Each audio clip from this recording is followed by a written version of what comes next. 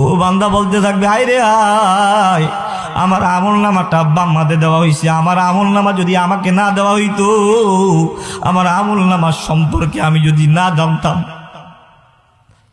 এভাবে ঘুরতে থাকবে আর চিৎকার করতে থাকবে।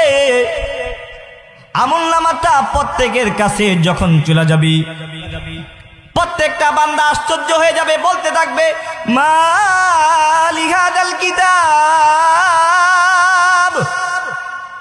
মালি হাদাল কিতাব লা ইউগাদিরু সগীরাতাও ওয়ালা কাবীরাতান ইল্লা আহসাহা। বান্দা বলতে থাকবে, হায় হায় হায়, এটা কি আশ্চর্য ধরনের কিতাব রে।